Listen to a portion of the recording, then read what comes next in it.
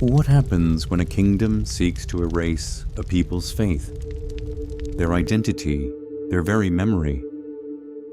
Could the thunder of a tyrant's decree echo across centuries, speaking to our own time with uncanny precision? The wind howled across the streets of Jerusalem, scattering scrolls and prayers alike, as torches lit the night with a crimson glow. The altar, once holy, now lay defiled under the boots of invaders who laughed at the God of Israel. Fathers clutched trembling children, mothers pressed lips to foreheads smeared with ash, and priests wept beside the shattered vessels of sacrifice. In the palace of Antiochus, the air was thick with incense and arrogance. The king reclined, a goblet of wine in hand, while his advisors whispered of the extinguishing of the Jewish faith. "Let their God be forgotten," he proclaimed, "and let our culture reign supreme." The edict traveled like wildfire through Judea. To abandon the commandments, to eat forbidden foods, to bow to foreign idols, or face death. A land that had once witnessed the voices of prophets, the cries of deliverance, now trembled under the weight of a decree designed to erase its people from history. Yet in the alleys, in the secret chambers, a spark flickered. Families hid scrolls in clay jars. Elders whispered the law to the next generation. Young warriors sharpened blades in shadows. The Maccabees, humble, devout, relentless, stood at the edge of oblivion, ready to challenge an empire's might with nothing but faith, courage, and the fierce love of God who cannot be silenced. Every heartbeat became a drum of defiance, every prayer a sword of hope. The clash was not merely physical, it was spiritual, cosmic. Forces unseen stirred behind the veil of reality, guiding the weak against the strong, the few against the multitudes. Could a handful of faithful hearts bend the course of history? Could the divine hand still protect a people when the world seemed poised to crush them? Jerusalem's walls shook not just from battering rams, but from the trembling tension between man's arrogance and God's enduring covenant. This was no ordinary battle. Flames of rebellion leapt alongside the fires of desecration, illuminating the night in a spectacle both terrifying and miraculous. The sound of war drums mingled with psalms whispered in the dark. Each act of courage was a message across generations. Defiance in the face of annihilation can echo for centuries. The story of the Maccabees is not merely history. It is a prophecy of endurance, a warning, and a promise wrapped in blood and fire. The same forces that sought to silence the Jewish people then are still at work today, in subtle shadows and in bold political moves across the world. The question remains, will the faithful rise as they did then against erasure and oppression? Or will the world once again bend beneath the weight of pride and idolatry? This is not just history. It is prophecy unfolding before our eyes. The courage of a few can challenge the arrogance of empires, and the sparks of rebellion can light the path for generations yet to come. Long before Antiochus's edict stained the streets of Jerusalem with fear and fire, the story of Israel was already etched into the fabric of time, a chronicle written by the hand of God Himself. From the dust of Abraham's homeland, a covenant was born, a promise sealed with blood and faith, whispered under star-lit skies. "Look toward the heavens," the Lord had told Abraham, "and count the stars if you can. So shall your descendants be." Each child, each generation, was more than flesh and bone. They were vessels of a sacred purpose, guardians of a covenant that would ripple through history. Isaac, Jacob, Joseph, names that carry the weight of divine orchestration, walked paths both illuminated and treacherous. Jacob wrestled with the angel until dawn, and in that struggle was forged the name Israel, a people chosen not for might, but for the endurance of spirit. Joseph, sold into the pit, rose to the throne of Egypt, a living emblem of God's unseen guidance. Even the nations around them trembled unknowingly under the pressure of a destiny that could not be altered. Bloodlines divided, tribes multiplied, and a land was set apart, a sacred theater where God's promises would collide with the ambition of men. It was in this holy crucible that the roots of the Maccabean struggle first took hold. The ancestors of Judah, whose courage and faith would one day ignite a rebellion, were molded in a lineage of trials.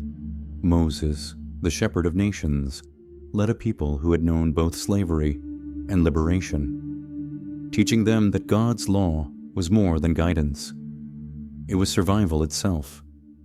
David, the shepherd king, carved out Jerusalem not merely with sword and strategy, but with a vision of divine sovereignty. Temple stones rose under Solomon's hands, a monument not just to architecture, but to a covenantal heartbeat that would echo across millennia.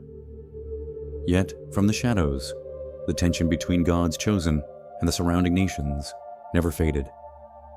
Assyria, Babylon, Persia, these powers would rise and fall, each attempting to bend Israel to the will of the worldly, each testing the resolve of a people whose identity was rooted not in wealth or armies, but in obedience to the Almighty.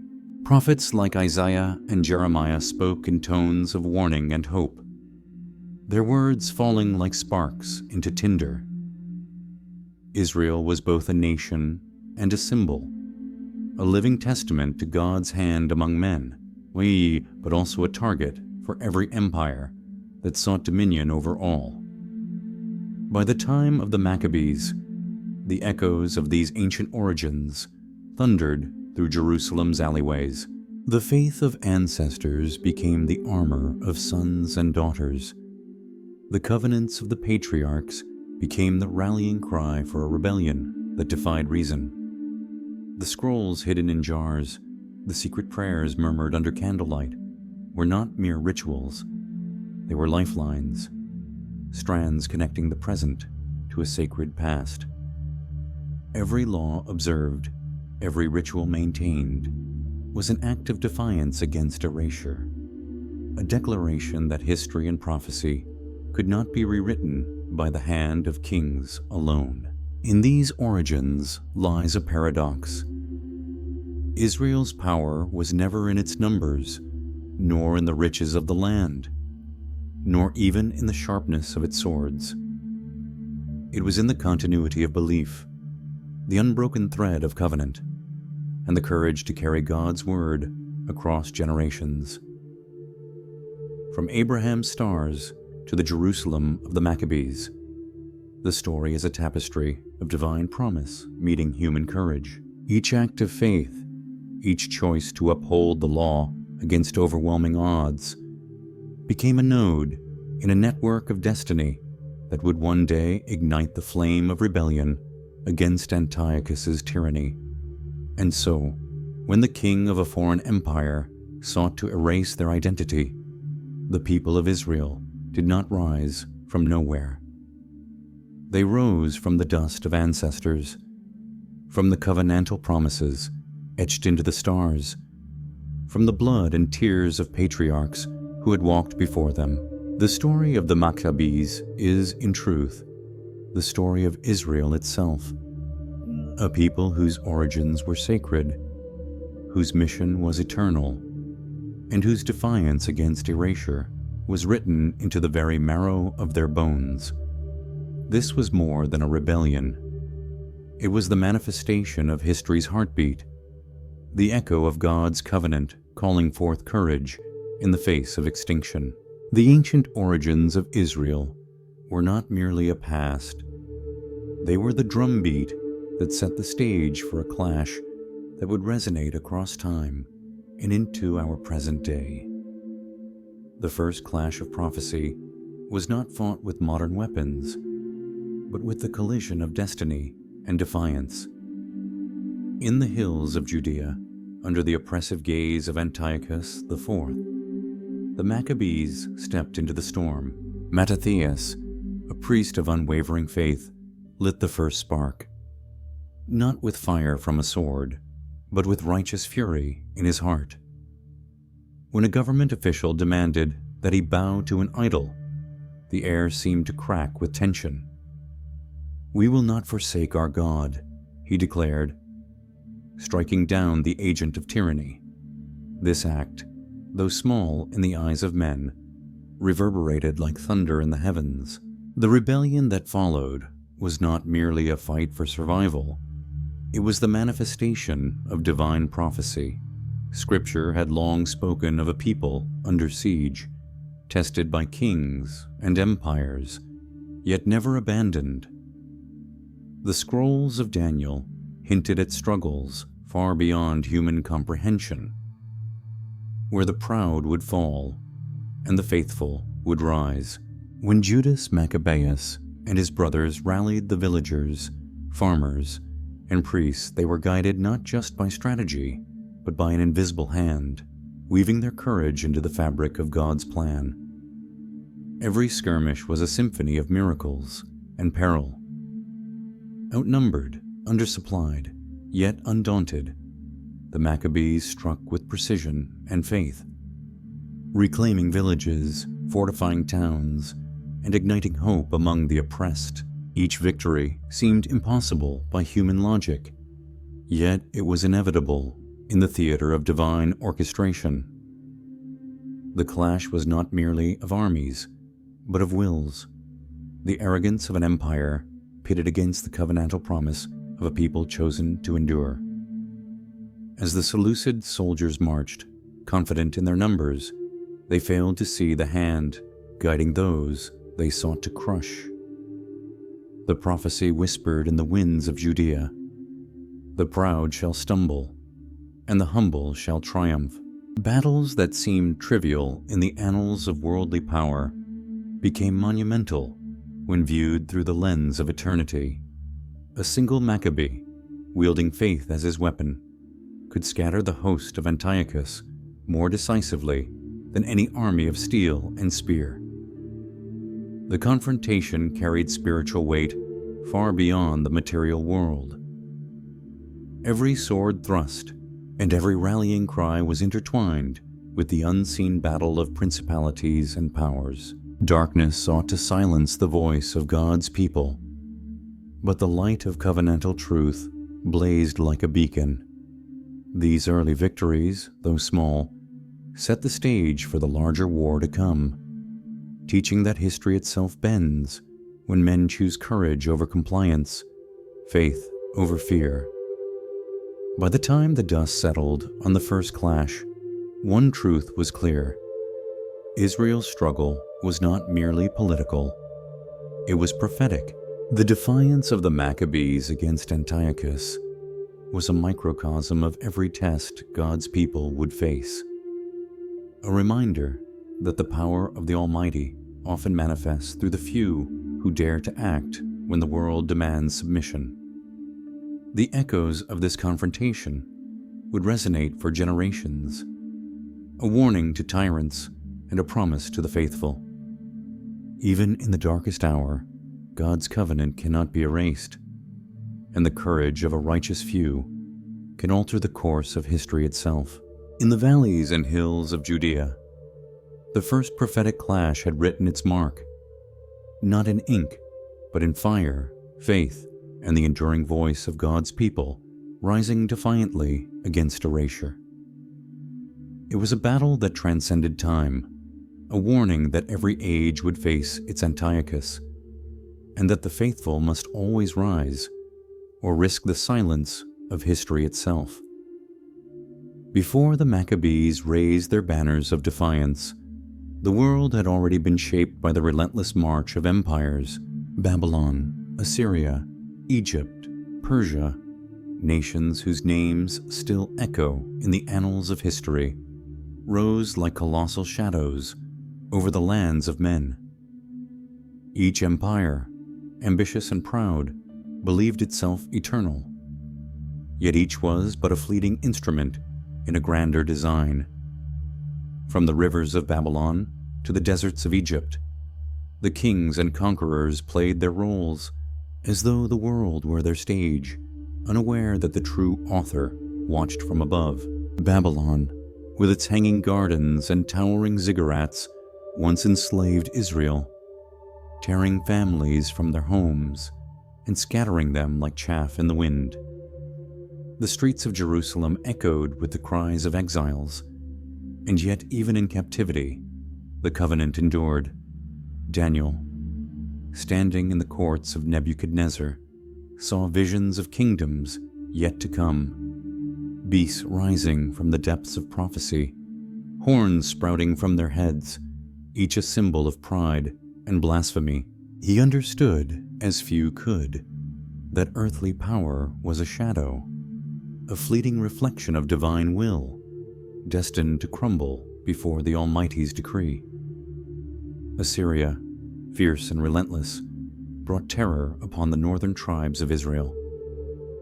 Its armies struck with precision, leaving ruin in their wake. Yet even as Jerusalem trembled under the threat of conquest, prophets like Isaiah and Hosea spoke with voices that pierced the veil of fear. They warned not merely of military defeat, but of spiritual decay, reminding the people that no fortress, no chariot, no human alliance could substitute for obedience to God. In every clash of sword and shield, the divine hand orchestrated outcomes that mortal kings could not predict. Egypt, the ancient land of the Nile, and Persia, the empire of Cyrus the Great, each played their part in the unfolding drama. Cyrus, anointed by God's unseen will, allowed the Jews to return and rebuild the temple, a move that seemed political but was prophetic. The rise and fall of empires were never arbitrary. They were the instruments of a higher purpose. Even Antiochus IV, whose tyranny would later ignite the Maccabean revolt, was a piece on this vast chessboard, a cautionary figure chosen to test the courage and faith of God's people. The visions of Ezekiel painted the world with stark clarity. Nations rise only to fall, proud rulers toppled by forces greater than themselves. Empires, no matter how mighty, were fragile when measured against divine providence. In the streets of Babylon, the palaces of Persia, the temples of Egypt, the seeds of judgment and mercy intertwined. The mightiest of kings, intoxicated by their power, were mere echoes of God's plan, and Israel, small yet covenant-bound, remained the thread through which prophecy coursed. The Maccabees inherited this world, a stage where the drama of empires intersected with divine will. They knew that they were not confronting Antiochus in isolation. They were stepping into a pattern repeated through centuries: the proud against the faithful, temporal power against eternal promise. Every battlefield, every skirmish, became a reminder that God's people were protected not by armies alone, but by the invisible hand guiding history itself. And so the question haunts every chronicle of conquest and rebellion. Were these empires merely tools in God's hand? Were the kings and generals puppets of a destiny they could not see, playing their parts in a cosmic drama where Israel was both pawn and promise? History answers with a resounding echo. The rise of empires is as much about God's orchestration as human ambition, and the endurance of His people is the measure by which empires are tested and remembered. In the shadow of Babylon's towers, beneath the banners of Persia, across the sands of Egypt, the stage was set. Israel, scarred yet unbroken, stood ready. From Abraham to Moses, from David to the prophets, the covenant had endured. Now, in the era of Antiochus, the Maccabees would prove that even amidst the roaring tides of empire, God's hand never falters. The rise of empires was not just history. It was the forge in which faith was tempered, and the crucible from which courage would emerge to challenge the arrogance of kings. Long before the clashing swords and the burning altars, the prophets spoke with voices that shook the heavens. Their warnings were not whispers. They were thunder rolling across time, piercing the hearts of men and nations alike. Isaiah, Jeremiah, and Zechariah declared the consequences of pride, of apostasy, of turning from the covenant. Their words were both shield and alarm. The faithful would endure, but the proud, the oppressors, would be undone. Woe to those who draw iniquity with cords of vanity, and sin as with a cart rope. Isaiah thundered. Every empire that rose, every king that arrogantly claimed the world as his own, bore the imprint of this warning. Antiochus IV, sitting in his golden halls, laughing at the customs and faith of Israel, could not escape the scrolls that foretold his downfall. The desecration of the temple, the enforced idolatry, the murder of priests and innocent. These were not random acts of tyranny. They were the very signs the prophets had inscribed, a warning to nations and a test to God's people. Daniel's visions added a chilling clarity. He saw beasts and horns, kingdoms rising and falling, the proud trampling the weak, yet ultimately destined to be judged. The Seleucid king, whose arrogance threatened to erase the identity of Israel, became a living illustration of prophecy. Every decree against the Jewish people, every effort to silence their worship, fulfilled the pattern the Lord had set centuries before. Pride comes before a fall. Oppression breeds resistance, and covenantal faith will outlast even the most cunning of rulers. Zechariah's words cut to the heart of the matter. For behold, I will bring my servants, the prophets, and they shall prophesy against those who plunder and oppress. Antiochus thought his edicts could crush the spirit of a nation. Yet the rise of the Maccabees, the courageous resistance of a few against many, demonstrated that divine warning always carries consequence. The prophets did not merely predict doom. They inspired action, stoked courage, and reminded the faithful that even when darkness seems to prevail, the hand of God orchestrates history with precision beyond human understanding. The warnings were not limited to the fall of kings. They extended to the erasure of culture, the silencing of faith, and the corruption of truth. Scripture repeatedly cautioned against abandoning the covenant. To forsake God's law was to invite ruin, not just upon oneself, but upon generations yet unborn. Antiochus sought to erase Jewish identity, to replace devotion with hollow ceremonies, yet every act of defiance, every forced sacrifice, only confirmed the prophecy. History itself was a warning etched into flesh and blood. Tyranny cannot extinguish covenantal truth. Could these warnings be unfolding in our own time? Just as Antiochus rose to impose his will, nations today, seduced by power and ambition, flirt with the same arrogance. The lessons of prophecy remain vivid. Pride blinds, oppression corrupts, and yet the faithful, guided by covenant and courage, can resist even the mightiest of adversaries.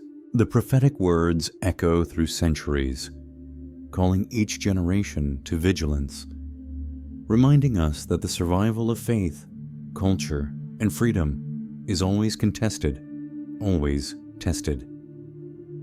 The Maccabees heard these warnings not as distant echoes, but as a clarion call. Every act of desecration, every decree of annihilation, was a fulfillment of prophecy that demanded response. In the valleys and hills of Judea, the people understood that to fight was not merely political. It was spiritual. It was covenantal. It was an enactment of the very words the prophets had long declared. God's warnings were alive, guiding, shaping, and challenging. To ignore them was to invite catastrophe. To heed them was to touch the threads of destiny and courage that define the story of Israel. In the shadows of desecrated temples, in the whispers of those who dared to resist, prophecy lived and breathed. Every warning carried weight. Every word bore consequence. And every faithful act became part of a larger narrative, one that stretches from the hills of Judea to the modern world, reminding us that divine warning is never idle, never irrelevant, and never unheeded. The echoes of Antiochus IV's tyranny resonate far beyond the hills of Judea, stretching across millennia into the headlines of our own time. Nations rise, powers clash, and the threats to identity, faith, and culture remain hauntingly familiar. Just as the Maccabees faced an empire seeking to erase Israel's heritage, today's world witnesses pressures that test the endurance of nations, peoples, and beliefs. Israel, reborn in modern times, walks a path strewn with shadows and challenges. Its very existence is a reminder that the covenant endures, but its survival is constantly contested. Borders are contested, alliances shift like desert sands, and the specter of cultural and religious erasure looms from adversaries near and far. The threats are no longer limited to decrees and forced sacrifices. They arrive as political isolation, economic sanctions, and relentless propaganda designed to weaken resolve. Yet the story remains the same. Courage, faith, and a refusal to yield to oppression define the destiny of a people chosen and preserved. Look to the threats that simmer in Iran, in Syria, and across the Middle East. Nations with ancient histories and modern ambitions echo the arrogance of Antiochus. They proclaim power, cast threats, and seek to impose their ideology on others. Yet their might is not absolute. Just as Antiochus overreached, so too can any force today, for history demonstrates that God's hand, though unseen, moves behind the corridors of power. Every plan to annihilate or erase Israel is not merely political. It is a reenactment of the prophetic clash between pride and covenant, ambition and divine purpose. Even beyond the region, global powers play a dangerous game. Russia, China, and other superstates assert influence with strategies that echo the empires of old.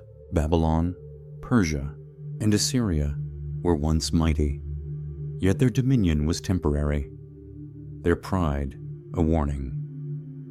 Today, modern nations grapple with the same temptations: pride, overreach, and the illusion of invincibility. The lessons of the Maccabees resonate. Small, determined forces, guided by principle and faith, can withstand overwhelming odds.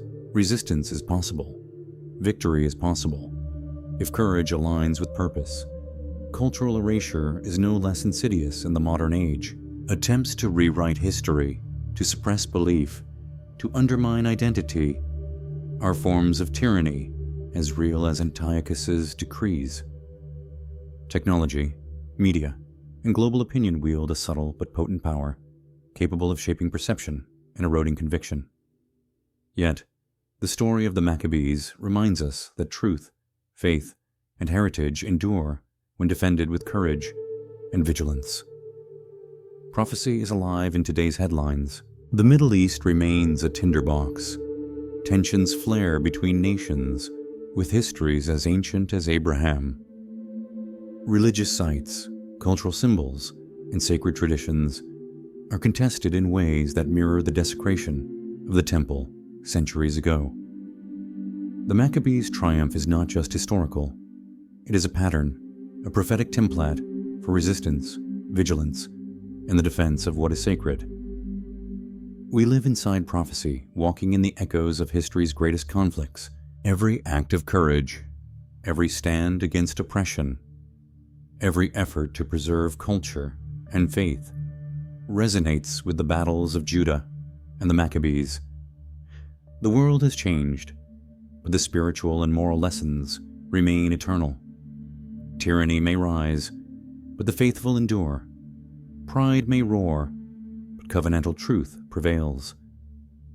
The past whispers to the present, reminding us that even in the face of overwhelming odds, resistance is not only possible, it is divine.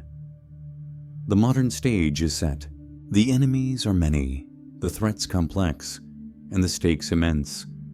Yet, as in the days of Judah and the Maccabees, courage and faith are never irrelevant.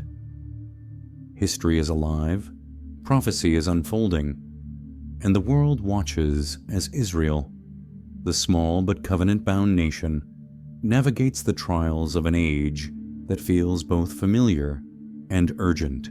The question remains, will we heed the lessons of the past? Or will arrogance and neglect once again imperil what is most sacred? Beyond the mountains of Judea, beyond the shifting sands of modern conflict, there is a war unseen, a battle that no army can declare, no border can contain.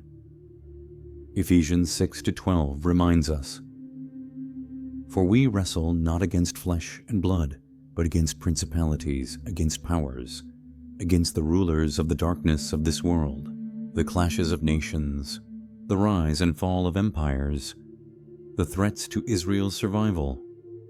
They are only the surface of a deeper struggle, a war that rages in the heavens and in the hearts of men." The Maccabees knew this truth, even if unspoken in scrolls. Their battle was spiritual as much as it was physical. Every temple desecrated, every idol erected, was a test of faith, a confrontation with forces that sought to erase God's covenant from the earth. Courage was not enough. Fidelity, prayer, and divine guidance were weapons sharper than any sword. Today, the spiritual dimension persists. Nations may threaten with missiles, media, or politics, but the true conflict lies in the hearts of those who defend truth, freedom, and faith against ideologies that would enslave or erase them. Angels and principalities, darkness and light, they play out their drama through human history. When tyranny rises, it is not merely human ambition. It is the shadow of rebellion against God. When courage stands, it is not merely bravery. It is the hand of divine purpose acting through mortal vessels. Israel, the Maccabees, and even ordinary believers today are caught in this eternal struggle, where victory is measured not just in territory, but in faithfulness, endurance, and the triumph of covenantal truth over deception. The unseen war shapes every battle we see. The spiritual currents beneath the surface determine the course of nations, the outcome of conflicts, and the fate of souls. To recognize it is to wield a power invisible yet real, a power that history's faithful have always known. God's hand moves unseen, and those aligned with His truth can withstand even the fiercest storms. The horizon burns with the colors of destiny. Mountains shake, rivers rage, and the skies seem to convulse, as if creation itself braces for the fulfillment of what has long been written. The story of Israel, the triumph of the Maccabees, and the battles of faith echo forward into a time when prophecy meets reality.